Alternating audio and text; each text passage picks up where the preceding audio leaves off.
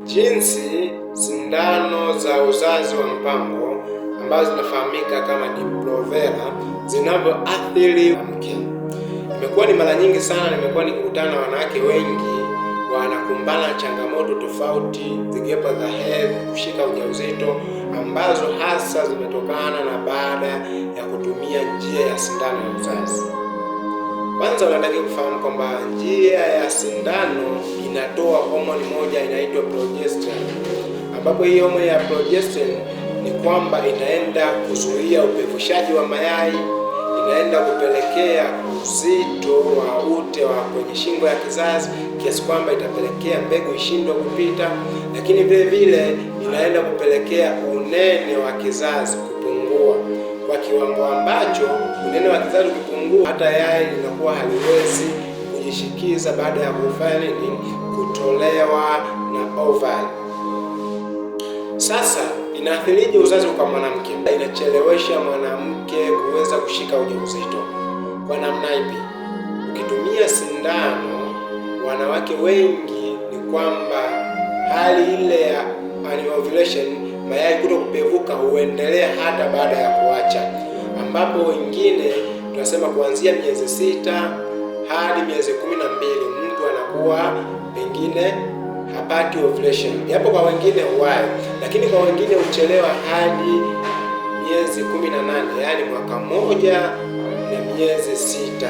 Kwa hiyo anajikuta hana uwezo tena wa kufanya nini, wa kushika ujauzito. Pili, huathiri hedhi yako, ambapo hapa inaweza ikapelekea hedhi ambayo sio ya kawaida, inaweza ikapelekea kutokwa na matone hata ya hedhi, yaani unakuwa unatokwa na damu kidogo kidogo, inaweza ikapelekea ukakosa hedhi kabisa, ambayo changamoto inafahamika kama amenorrhea. Lakini vile vile ni kwamba inaweza iathiri hata mifupa. Athari nyingine ni athari ndogo ndogo ambazo tunaweza kuzipata kutokana na kutumia njia hii ya sindano. Athari ndogo ndogo ni pamoja na kuongezeka kwa uzito, inaweza ikapelekea ndio hivyo mifupa ikawa imefanya nini, ikapungua uzito wake, ambapo hapa tunasema bone quality. Lakini vile vile ni kwamba inaweza ya kubadilika kwa hisia, ukajikuta unakosa hisia za tendo la ndoa. Nini cha kufanya? Ni muhimu sana, kama mfano na changamoto za mifupa mara kwa mara, una mpango wa kushika ujauzito baada ya mwaka mmoja, usichague njia hii kwenye kufanya nini, kwenye kupanga uzazi wako.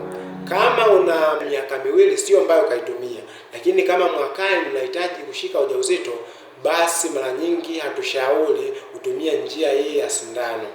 Kwa ushauri zaidi, aidha kama una changamoto ambayo imekuwa ya muda mrefu, basi unaweza ukawasiliana nasi ili tukakusaidia. Lakini mara nyingi hii changamoto inakuwa sio ya moja kwa moja, huwa inakaa baada ya muda bado inaondoka. Lakini kama hali itakuwa kwamba hali inajarudi, hata tatizo linaendelea, basi ni muhimu tukawasiliana ili tujue namna gani ya kusaidia. Usisahau kulike na kucomment swali lako hapa chini ili upate kusaidiwa. Naitwa Dr. Elisha, follow account yetu ili kujifunza zaidi.